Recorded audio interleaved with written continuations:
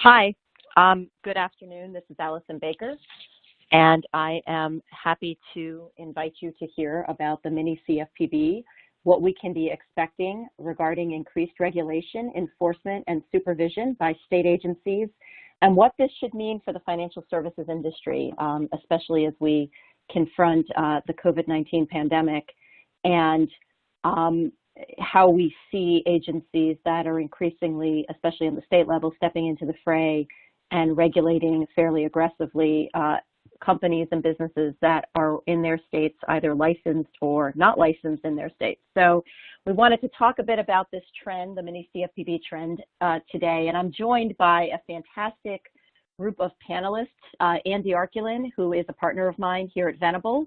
And Andy is a consumer lending expert. He was one of the founding members of the CFPB's Office of Regulation and helped the CFPB develop the TRID rule, the TILA RESPA Integrated Disclosure Rule that concerns mortgages. I'm also joined by Jerry Sachs. Jerry Sachs is an alum of the Consumer Financial Protection Bureau's Office of Enforcement, the Federal Trade Commission, and also a former Assistant U.S. Attorney in the Northern District of Georgia. And Jerry is going to be speaking to us a good deal about enforcement trends. In addition, we're joined by Aaron Cass. Aaron is an attorney in our consumer financial services and litigation and enforcement practices and has extensive experience handling attorneys general and CFPB enforcement actions in the CFPB and consumer finance space. And then finally, Peter Frechette, who is an attorney in our regulatory and consumer finance practice and will speak to us from his vantage point of having advised dozens of clients as they navigate increasingly strict state licensing regimes.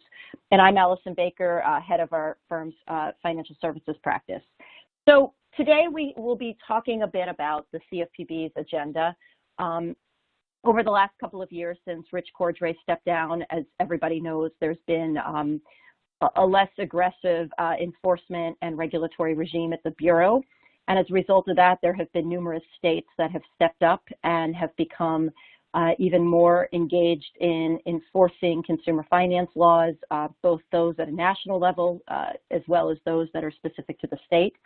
Some of those states that have really kind of stepped up are, in particular, New York, the Department of Financial Services, which is the state regulatory licensing banking agency that has created its own mini-CFPB, if you will. We've also seen that trend more recently in California with the DBO becoming or striving to become what is essentially a mini-CFPB. And similarly, we're seeing attorneys general offices in Pennsylvania, New Jersey, and Maryland take similar steps and really dedicate a group of attorneys in those offices to looking at CFPB-related and consumer finance-related issues, especially as there's a perception, and I think we can explore whether that's accurate or not, that the CFPB has stepped away a little bit or a lot. So today we wanted to talk a bit about what we're seeing on the state level, the mini-CFPB trend, if you will, and in particular what we can be expecting as that trend evolves, especially in light of the COVID-19 crisis. So Andy, I'm hoping you can walk us through some of the tools, if you will, that are available to states as they ramp up these mini-CFPBs, if you will. Sure, happy to. And again, to echo Allison's comments from earlier, thanks to everyone who's joined us today. So what I'll do is I'll set the stage for how the states go about regulating financial companies, and then Jerry will talk about some enforcement trends, and we'll also weave in some recent developments that relate to the COVID-19 crisis as we talk about what's going on and what to expect. But to lay the groundwork, I think in terms of the way states regulate financial services, there's some interplay between state and federal law. There are certain types of entities like banks and credit unions who may be more regulated on the federal level and only subject to a limited number of state laws, state consumer protection laws. But then others who derive their authority to, whether it's brokering, lead generation, lending, servicing, collections, you have it, through a state license and are actually regulated by the state entity that may be working in conjunction with one of these mini-CFPBs. or whose behavior, the way that it regulates, its approach to regulation, may be influenced very heavily by these state mini-CFPBs. In terms of what you have on the slide, just to give you a brief overview, the states have their own consumer protection statutes, their own licensing statutes, their own usury statutes, and so on, which they enforce, and they enforce vigorously. They also have authority to enforce federal UDAP, as well as what we call the alphabet soup of consumer protection regulations, whether that's TILA Regulation Z, RESPA Regulation X, Fair Credit Reporting Act Regulation B, ECOA Regulation B, and so on. The states have authority to enforce and to regulate for compliance around those statutes as well as their own. And as I mentioned before, the states will often have their own licensing requirements. One of the things we see in practice is these licensing requirements are broadly written. They're not entirely clear as to what type of companies they apply to, and they don't. Most of them were written well before the era of fintech and online lending and online lead gen services and so on. So you have fairly broad open-ended licensing statutes and a bit of scope creep. That's one thing we were seeing even while the CFPB was still very aggressively enforcing the law. The states were becoming more and more interested in things like strategic bank partnerships, where a non-bank company who may be licensed to operate under a state is partnering with an exempt entity like a bank, and there's questions around true lender, or whether the non-bank company is effectively lending in the state, or it needs to be licensed as a collection agency or servicer for what it does on behalf of its bank partner, and so on. Another area that there's been a lot of movement and a lot of activity is in their state broker statutes that apply to marketing and lead generation services. This has become a mainstream way for consumers to shop for credit. The statutes that states typically enforce were designed around actual advance fee brokerages, where you would go to a storefront, pay someone money to find you a loan, and that person would find you a loan. The states have been applying those statutes to these online services in very creative ways, and it's not entirely clear who's covered and who's not. So there's increasing regulation at the state level, varies a bit by state. There's also new legislation. States have passed new license statutes. They've made amendments to their usury statutes and so on. And part and parcel to this is that the states will effectively become examiners of non-bank companies, and they have all of the tools that I mentioned before are within their authority. And it's not necessarily the case that conduct has to be newsworthy and publicly facing in a manner that prompts a public investigation or an action by a state attorney general. There can be routine exams, just like you have on the federal level, where the state regulator finds some small thing that's wrong and makes enforcement action out of it, or an investigation, or finds a trend that it doesn't like. And we're going to be talking a lot about mini-CFPBs and states behaving the way that the CFPB did early in its time. And one of the tools the CFPB was well known for using was regulating by enforcement, where rather than going through a legislative or a regulatory amendment process, making precedent through an enforcement action and establishing what former Director Rich Cordray used to call enforcement common law that the industry would be expected to abide by. So that's, those are all the tools. I'll kick it over to Jerry to talk about some current enforcement trends. Thank you, Andy. Thank you, Andy. Jerry, what are you seeing in your world in terms of enforcement trends? I know you handle a lot of state attorneys general, FTC, and CFPB investigations, and certainly things are going to be galloping pretty fast in about 4 or 5 months. I'm curious what your thoughts are. Sure, absolutely. Thank you. And I hope everyone who's listening is staying safe and their families as well during this trying time. So, what's interesting that we didn't touch on, and I'd like to take just a small step back and talk about the development of state law and the mini-CFPBs, in that I have no doubt that states, and I have seen states use their UDAP authority. It's defined differently in each state, but as states start to develop mini-CFPB entities or organizations, one thing that I think would behoove all financial services companies to keep in mind is their ability to file comments or lobby or reach out to legislatures developing these laws to make them clear or within the parameters that are acceptable to businesses operating in a fair environment. The CFPB has defined its UDAP authority extraordinarily broad. The Federal Trade Commission has done that as well. To the extent states model that, I would expect to see the UDAP catch-all used. I'd also expect to see it develop and potentially be used as any violation of any state consumer financial protection or financial law would also be a violation of UDAP. That's very common at the federal level. Would expect to see that occur. Considering the current pandemic, I would expect to see a very large pickup in COVID-19 related cases, false advertising, financial services, refunds, chargebacks, subscription billing, anything related to lending or loss mitigation or forbearance are going to be hot topics. They always are. We have seen states focus on small dollar lenders, which are fortunately widely available. It is a product that is widely available throughout states. Right now, in some communities where bank branches have closed, we've seen, for example, pawn shops remain open. We'd expect to see a regulatory focus on those types of lenders, pawn and small dollar installment loans. Any activity that's licensed, we would expect to see closer scrutiny and supervision of that.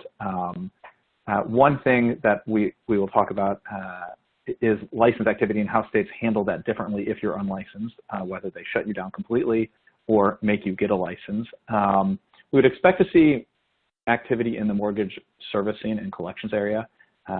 There are now more clear-cut rules in lieu of what occurred in 2008, 2009. So the mortgaging services industry and collections generally have greater guidance.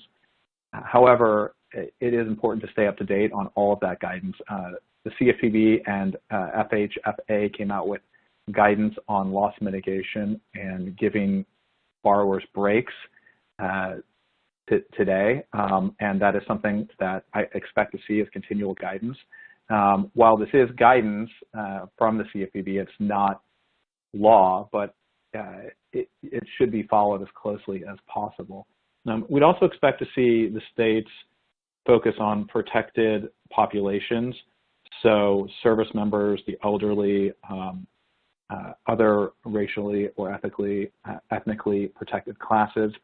I would expect to see a focus on products offered to any first responders, police, firefighters, nurses, doctors, healthcare providers generally.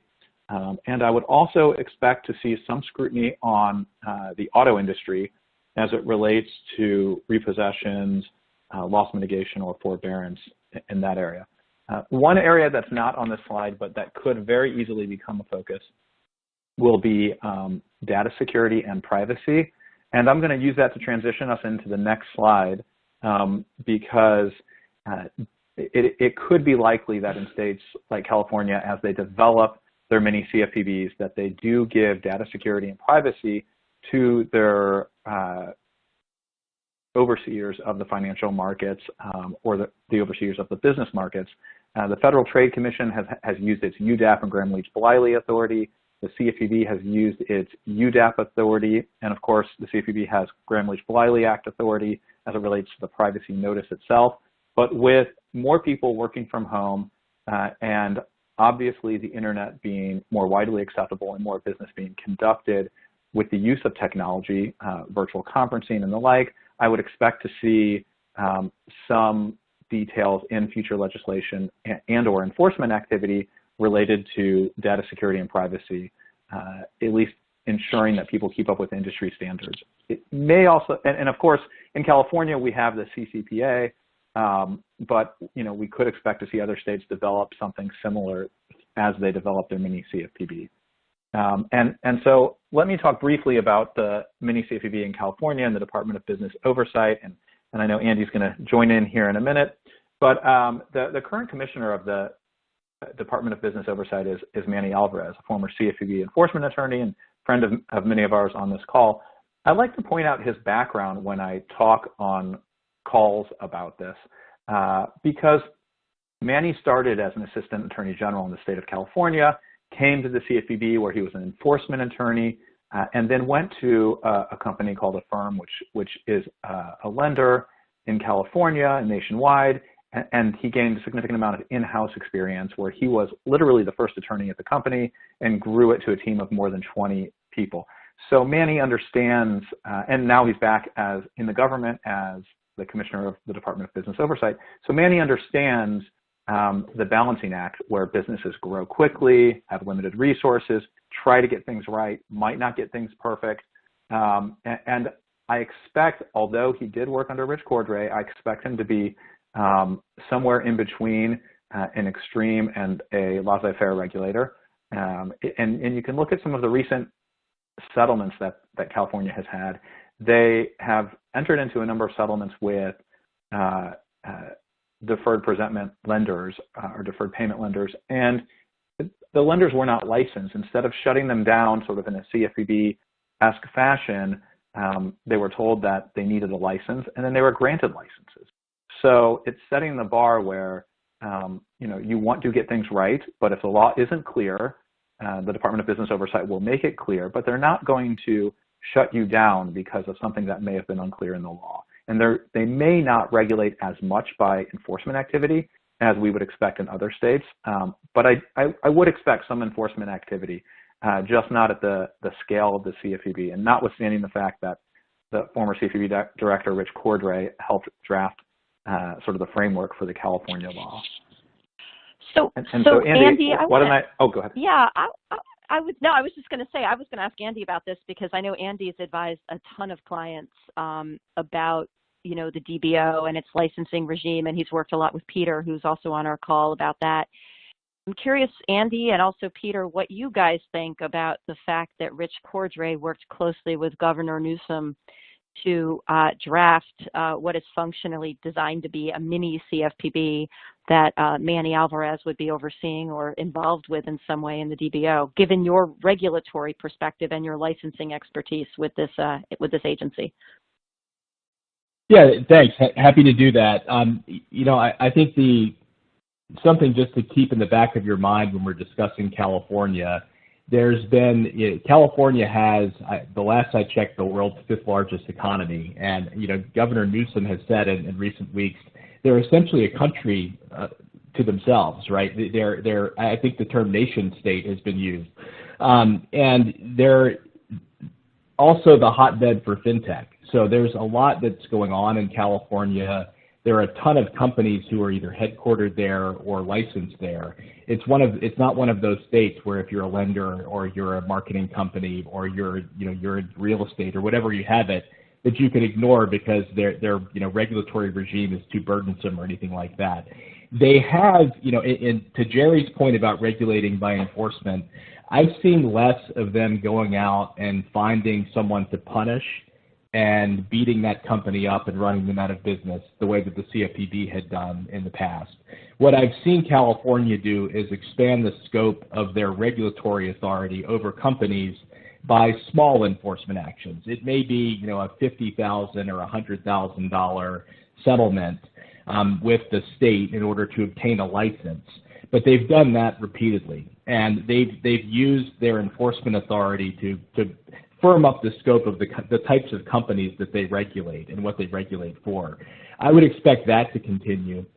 There's also just a lot of moving parts in the fintech industry, and one of the things you'll see, which it's a little interesting, Allison, because Director Cordray wasn't always the biggest fan of sandboxes and safe harbors and things like that, and I think has been critical of what's happened at the CFPB after he left.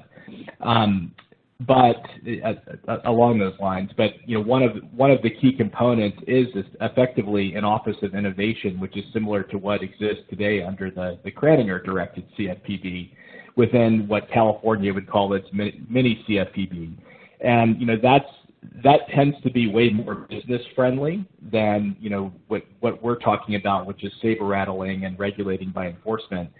fintech sandboxes and innovation offices are really designed to help the state regulator understand the markets, to foster innovation, and to also foster economic growth. So there's a lot of balance, I think, probably more balance than existed initially at the CFPB, which was really branded itself as a consumer protection agency that also regulated, right? I think there's a mix in California, and they also have an attorney general's office, which is fairly aggressive in its own right.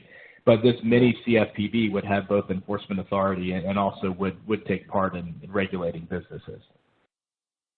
So I'm curious about that innovation angle, because I don't think you could, with a straight face, design a consumer finance specific agency in California and not have some kind of sandbox, right? I mean, that's kind of the home of innovation in the world. And I know, Peter, you work a lot with fintech companies and early mid-stage financial services businesses. And I'm curious how you think, some of these proposals around innovation in California not only are important for that state, but could set trends for the country, given what Andy just explained to us about it from his vantage point, and kind of the interesting point that former Director Cordray wasn't a huge fan of them at the Bureau, but kind of at least seems to have had a hand in creating the one here, or proposed one here for the DBO. Sure. No, I think it's interesting when you're dealing with one state that has, kind of a broad-reaching effect on companies that operate nationwide, but have a large market or are otherwise based in California. I think a sandbox applicable to just California is a bit of a double-edged sword. In some ways, you can test out different products, different disclosures, whatever you're sandboxing, whatever you're operating in that sandbox in a very large market, but you also are limited to that one state for your sandbox. So if Vermont or Maryland or Massachusetts doesn't like what California is allowing your company to do in its sandbox, and doesn't extend the same sort of protection for innovation in their state, you can get the sort of state-by-state issues that kind of plague these types of laws and regulations. So I think there's some pros and some cons to it, but again, I think it's something that is becoming more of a focus on the federal side with the CFPB now in the post-Cordray era. So it'd be interesting to see how it plays out, especially with what Jerry had mentioned a little bit, and I think we might see some new and innovative type financial products coming out of the pandemic and in the recovery period, whenever that is, to help people get back on their feet. Yeah, thank you. I think that's right, and I think that California, for so many reasons, often sets trends, not only because it's a hub of a lot of technology innovation, but because it's the most populous state and has the biggest market in the United States, and I think the fifth biggest economy in the world. And another state that sets a lot of trends is New York. And New York, of course, has been on the forefront of regulating the financial services industry for many, many decades now. The Department of Financial Services in the state of New York is the regulatory agency in New York State that's charged with overseeing banks and non-banks that are licensed and or chartered in the state. And in particular, in May of 2019, the Department of Financial Services created a new Consumer Protection and Financial Enforcement Division. It essentially merged its Enforcement and Financial Fraud section with its Consumer Protection section. And at the head of that group is a former prosecutor, pardon me, from the Southern District of New York, which I think is interesting because that's very telling. Of course, back in, I guess 7 or 8 years ago now, the Department of Financial Services, when it was run by Ben Lawsky, was kind of the first out of the gate to take a fairly aggressive approach to enforcing financial services laws and consumer financial services laws. for any business that essentially touches New York, which would be pretty much any financial services business in the United States. And so, New York has been on the forefront of this as well. And in fact, New York's effort to kind of create a mini-CFPB, I think, was probably the first in the country to tie together both the enforcement angle and the licensing angle, which is very critical because even the CFPB itself, the federal agency, doesn't have licensing authority.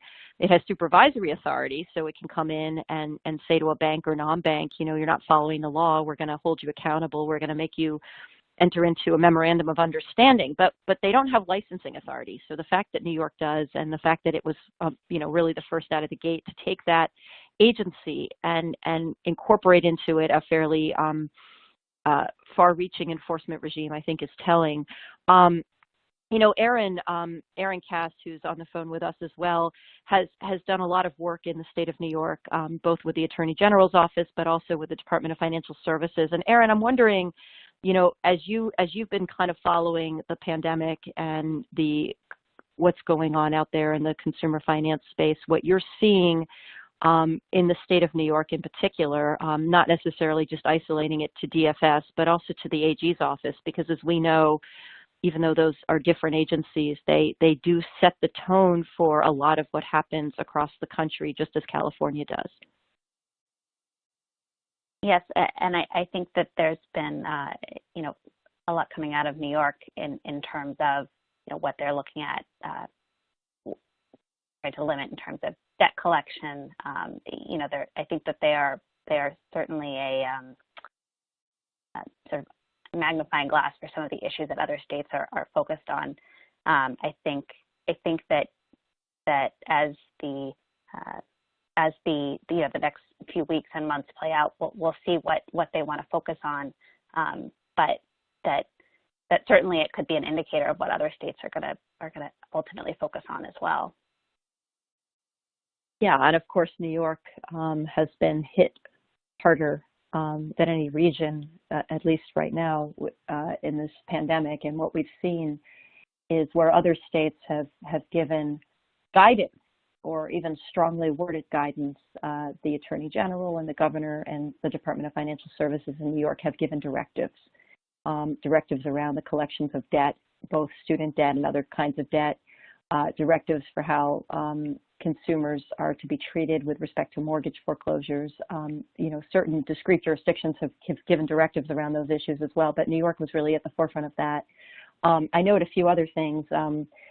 Earlier this year, New York hired Leandra English, who of course had briefly been head of the CFPB for a short time between Rich Cordray and Mick Mulvaney, and was a deputy director at the CFPB and one of its founding members. And she was hired to be a special policy advisor to the superintendent of financial services who oversees the DFS. And of course, the Department of Financial Services is also very keen on using and looking to a baked-in enforcement authority that exists under the Consumer Financial Protection Act. And I note that it was either the first or the second time that an agency other than the CFPB brought a matter using the Consumer Financial Protection Act, and in fact that was the DFS. And once again, it seems that the DFS is looking to continue to use that authority, which it's allowed to do under the Consumer Financial Protection Act, but to really kind of amp up its ability to do so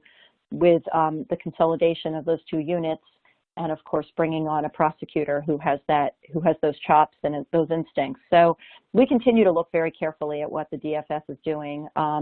We see it as a bellwether for how other states, both their regulatory agencies as well as their enforcement agencies, might react and react to the pandemic and the consumer finance related issues that are arising out of the pandemic, consumer credit crunch, among other things. But we also see it as a way of kind of forecasting how, to the extent there's a sense out there among states that the CFPB itself hasn't been as aggressive in enforcing consumer finance laws or taking more far-reaching positions about the reach of those laws, that the DFS in particular has signaled its instinct and willingness to do that. And those are things that I think are very important. There's one other thing that I think is really interesting that I want to bring up about the Department of Financial Services. The Department of Financial Services is probably the first agency out of the gate to require that all financial services companies, especially those that have consumer-facing products, have in place a plan for phasing out LIBOR, which of course is the rate that to which loans have historically been pegged up until relatively recently. And of course, LIBOR is being phased out in 2021, and it's most likely going to be replaced by SOFR, which is a rate that comes out of the New York Federal Reserve overnight rate. But it's interesting that the Department of Financial Services was really one of the first, if not the first agency to issue a directive that all businesses licensed in the state of New York come up with a plan of action for that. And I note that because I think that that's telling about how they see, you know, what we might think of as not even consumer-facing issues, but more commercial issues, how they see the interplay between banking issues and financial services, commercial financial services issues, and of course consumer finance issues, and what that might be forecasting about their agenda going forward. So I definitely think the DFS is a critical agency to be watching, along with the DBO. But of course, as we know, there are other states that are in the mix as well, and I'm hoping that Erin and Peter can walk us through some of what we're observing in some other states along enforcement mini-CFPB lines, if you will. Yes, we're happy to do so. I also wanted to let our listeners know, if you're listening for CLE credit, the CLE word is CFPB. But getting back to our presentation, we're going to talk a little bit about what some of the other states are doing, and these are just some examples of what some states are doing. Certainly other states are taking actions as well and may have their own focus on specific consumer protection issues. We've seen a range, sort of a spectrum in terms of what states are heading towards, similar setups to what New York and California seem to be doing in terms of having a separate supervision enforcement rulemaking agency, or just a specific unit within an already existing enforcement office. New Jersey is one that seems to be heading more towards what New York and California are doing. The governor of New Jersey has promised to create a state-level CFPB, and in April 2018 nominated Paul Rodriguez to be the director of the New Jersey Division of Consumer Affairs. And that's the state agency that oversees several state professional licensing boards, and it also includes the Office of Consumer Protection, which enforces the state's Consumer Fraud Act. And so when the announcement was made in 2018, it was touted as part of the governor's efforts to fill the void left open by federal regulators, and moving towards the creation of a state-level CFPB. So it doesn't seem to be quite as formalized as where New York and California are heading, but it may get there. I think similarly, Maryland is on that spectrum in terms of they have. In 2018, they passed the Maryland Consumer Financial Protection Act that took effect in October of 2018, and that was the legislature's efforts to expand the already existing Maryland Consumer Protection Act. And so some of the highlights of that included that they included abusive practices as part of what was previously only prohibitions against unfair and deceptive trade practices. Now it's unfair and abusive and deceptive trade practices. And also added that the purpose of the act is to support enforcement by and funding of the AG's office and the Commissioner of Financial Regulation to protect Maryland residents who are conducting financial transactions and receiving related services. And then sort of one of the other main points to come out of the 2018 Act is that they established a student loan ombudsman within the Office of the Commissioner of Financial Regulation. I think those are some of the highlights of those two states, and Peter's going to talk a little bit about some of the other states that we've been looking at.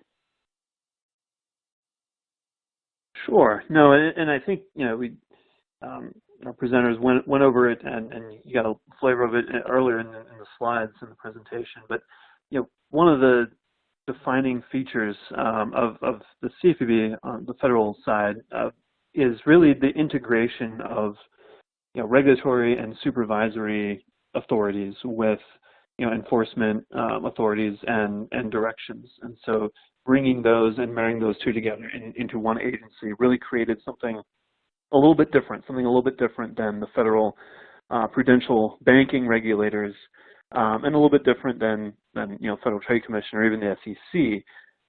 So putting that sort of at one end of the spectrum, I think we, having gone through just California and New York, lean a little bit more towards something like that, something along those lines in their proposals and their steps towards creating a mini CFPB. I think Aaron just went through 2 states that might be somewhere closer to the middle of that spectrum, and then I think towards the other end of the spectrum, we have states that are getting engaged in this space, but they're doing it primarily through their state agencies. They're creating special units, or they're onboarding folks from the CFPB or folks that have a deep background in consumer financial protection to lead up efforts in those states. But it retains a lot of the flavor and a lot of the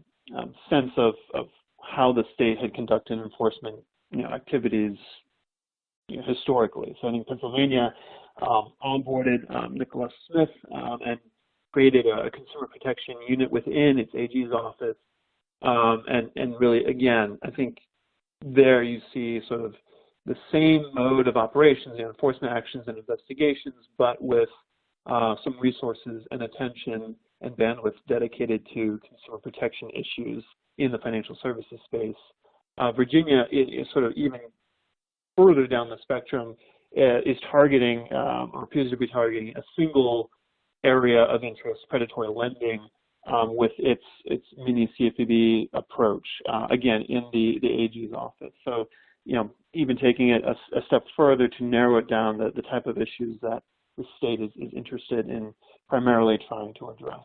So I think, these 4 states, and there are others that have taken steps, but these 4 states help sort of play out that spectrum of what the states are doing and how they're approaching dealing with consumer protection issues within financial services.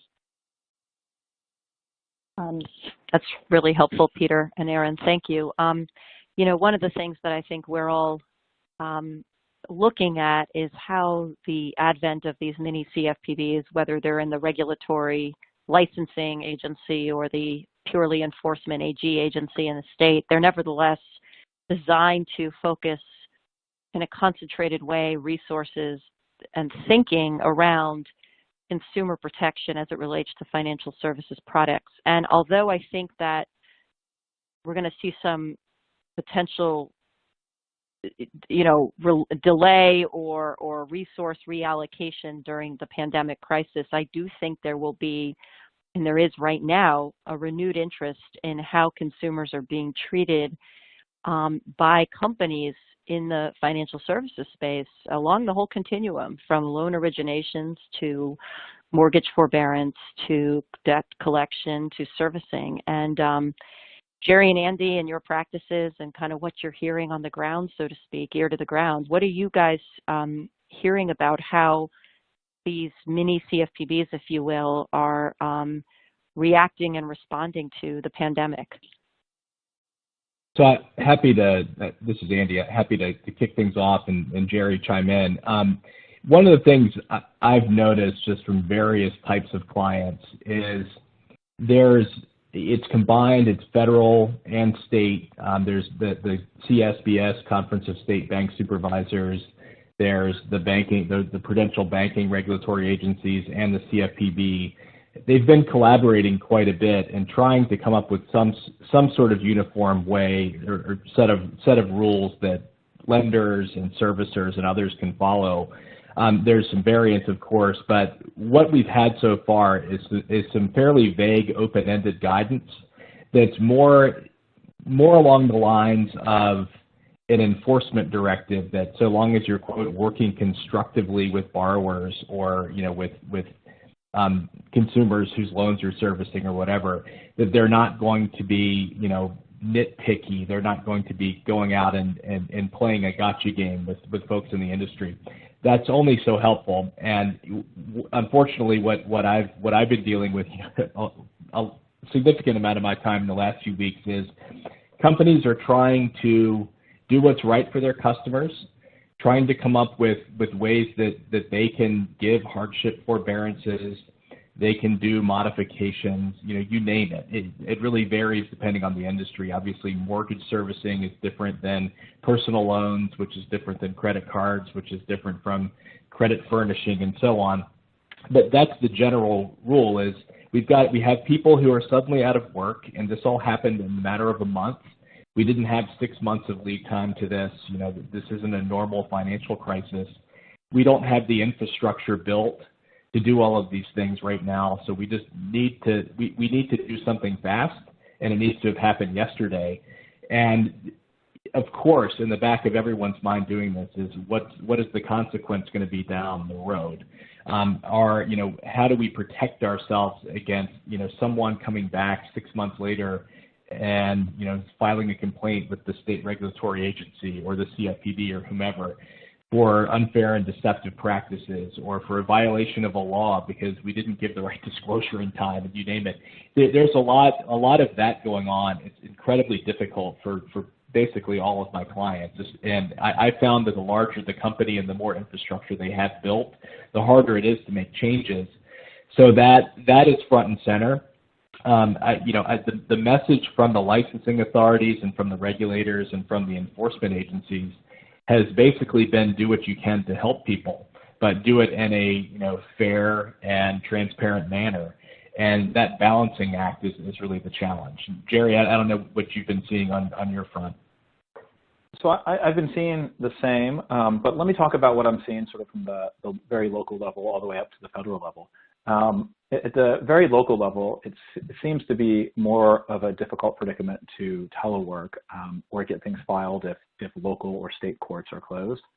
I've seen at the state level regulators moving things forward. A lot of state regulators have work from home policies, so the transition wasn't as difficult. The federal level, the Federal Trade Commission and the CFPB both have work from home capabilities, and so the transition has been relatively seamless. I think where we'll see a slowdown in enforcement actions are in the area of seeking immediate relief. So temporary restraining orders and the like, that is much more difficult to do now. Having in the past in my career, having gone to a judge's house to obtain search and seizure warrants and things of that nature, it's not something you really routinely want to do, and it's something that is, getting an in-person appearance, and of course with temporary restraining orders, you have to have notice and an opportunity to be heard within a short amount of time. That is much more difficult now because of the pandemic. Some courts are transitioning to Zoom or virtual conferences or hearings, but again, that poses a problem. So I think you'll see some slowdown in filings, but I wouldn't take that to mean that the regulators aren't watching. If anything, they're watching more closely now because they have more time. And so coming out of the pandemic, when the markets open back up, when jobs open back up and consumer credit starts flowing more freely, I would expect to see some increased oversight with civil investigative demands flowing out to businesses.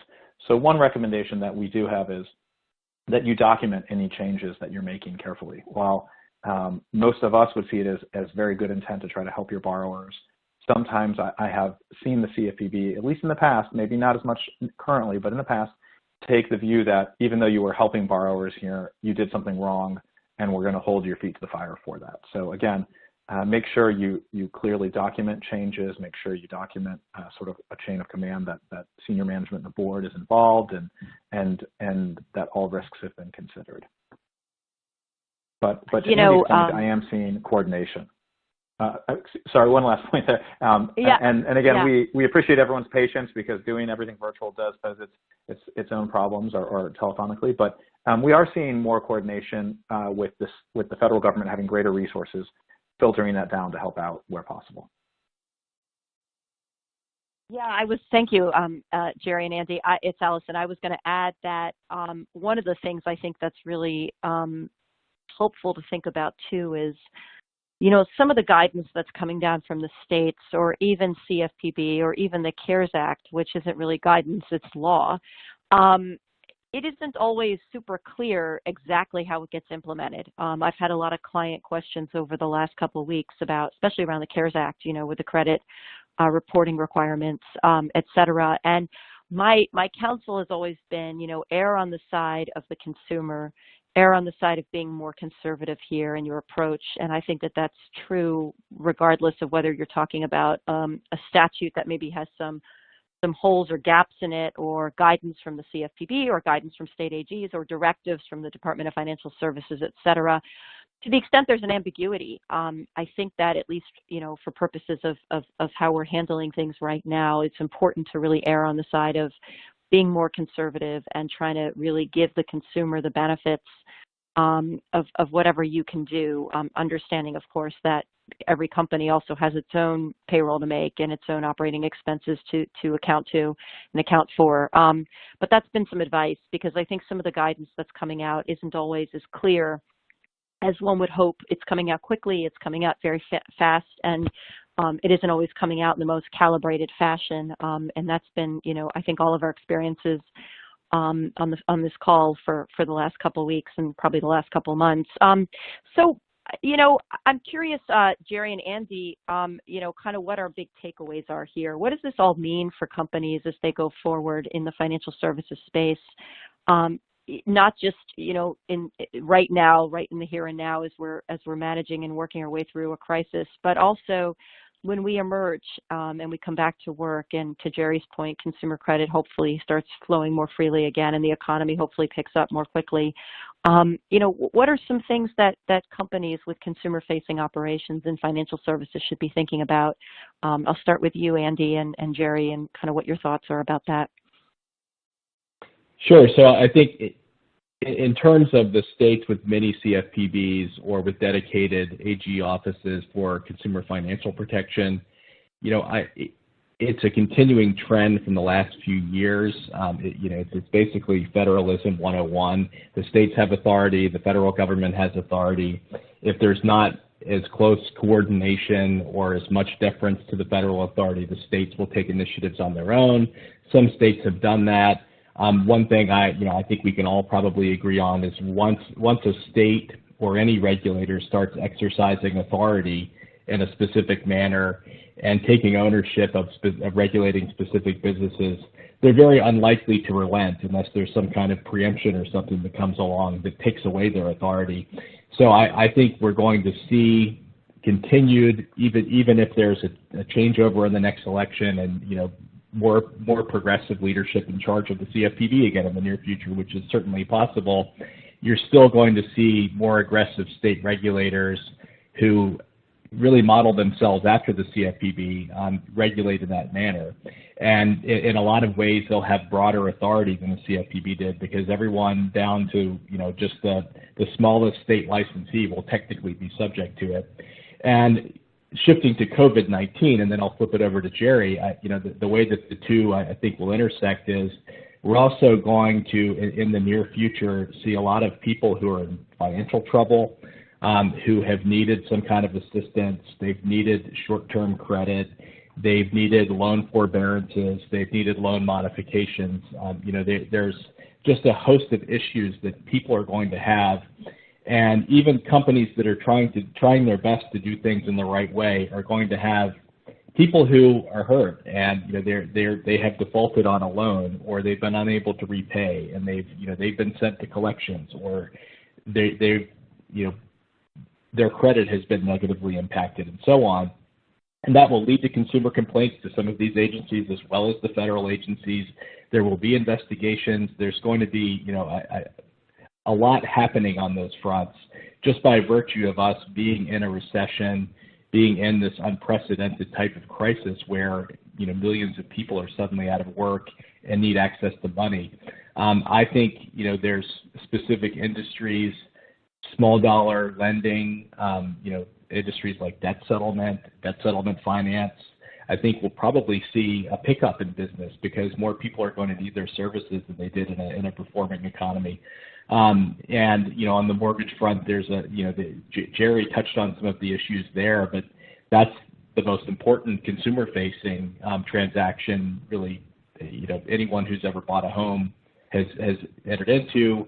People will fight to keep in their houses. You know, they will file lawsuits. They'll do anything that they can. And I think it's going to take years for all of that to shake itself out. And these state regulators, along with the federal regulators, will be front and center to it. Thank you. And Jerry, what are your thoughts about, you know, how companies should be thinking about this as we go forward? And I'm also going to ask Aaron and Peter from their vantage point, you know, kind of what their thoughts as well are. Thank you, Allison. So my recommendation to all companies is make sure you don't fall asleep at the wheel when it comes to the development of Mini-CFPBs. Right now is an extraordinary time. There is a pandemic. Focusing on your customers and your business surviving is definitely important. But some states and definitely the federal government, the CFPB as of now, are all moving forward with regulations, with regulatory revisions, with new implementations, with comments. So keep a focus on that as well. Seek assistance when necessary so that nothing slips through. Just by way of example, there's a push in the installment small dollar lending space to push a 36% interest rate cap across the country that has some legs. Of course, that's a rate that is the military APR cap, and of course for very good reason for those protecting our nation. But you know, the military has a unique circumstance in that all members of the military have housing, food, and free health care, which is not the same for the rest of the country. But there is nonetheless this push to make 36% interest a rate cap across the country. So lenders should keep some focus on that if that affects your business. And again, we hope that everyone is obviously focused on the survival of their business and their customers, but also keeps attuned to what's going on in the regulatory world. And with that, I will turn it over to Peter and Aaron. Yeah, Aaron, you know, from your vantage point as an attorney who does a lot of enforcement defense work at the state level and at the federal level in this space, what are your kind of kernels of wisdom as we look at the current crisis, but also as we hopefully wade ourselves out of it fairly quickly? You know, one thing that struck me is a lot of these, you know, emergency orders, the executive orders, the, you know, what's coming out of courts and Attorney General's offices, a lot of them are being drafted and put out very quickly. And I think that it you know, Allison, as you mentioned earlier with the CARES Act, there's a lot of ambiguity in a lot of this. I think, you know, everyone's trying to do their best to understand what's allowed and what's not allowed at this point. But I think really documenting what your understanding is of the law and how you're, you know, what steps you're taking to comply with it to the best that you're able to understand. That, you know, I think there are a lot of questions about you know, what certain terms might mean and what might apply to who. And I think you're right that it certainly in certain industries it may be better to be more conservative at this point in spaces that are going to have a lot of scrutiny. You know, once some of these, once we're, you know, on the other side of this, but I do think that to the extent that businesses are able to document what they're doing right, what they're doing to try to comply with these laws, I think is going to help them ultimately at the end. And Peter, what are your thoughts, especially in light of the licensing work that you do for lots of companies, innovative companies in particular? Absolutely. No, I think you know, taking the steps that the states had already initiated to you know, take up, you know, more of an active role in regulating not only traditional financial services but also eyeing fintech and, you know, lead generation and other areas that do touch on this space. I don't think that goes away. I think we might see a pause in the same way we see pauses across the board because of the COVID-19 pandemic. But I do think there will be attention on the financial services space. And I think there will be motivation for states, you know, within their Mini-CFPB frameworks to be addressing issues coming out of that. And, that might start with financial fraud and sort of, servicing and different areas that might crop up because of the pandemic and the relief efforts during and afterwards. But I think that will kind of continue, and you could see states like California, states like New York that have a large impact, looking at traditional financial services providers as well as more non-traditional, more innovative types of companies, and pulling them more into the state's regulatory and supervisory ambit, and really consolidating some authority over those types of entities that previously may not have been directly regulated by the state. Thank you. This is very helpful. I want to thank everybody very much for joining us today. I'm Allison Baker. And Aaron Cass, I just want to make sure our audience has the CLE code as well for today. If you could please let us have that so that anybody listening is eligible to receive CLE credits. And then after that, we will sign off. Thank you so much, everybody. Stay tuned to see how these mini-CFPBs take shape over the next few weeks and next few months. Aaron? Yes, the code is CFPB. Thanks very much. Thank you very much, everybody. Have a great afternoon. Thanks so much.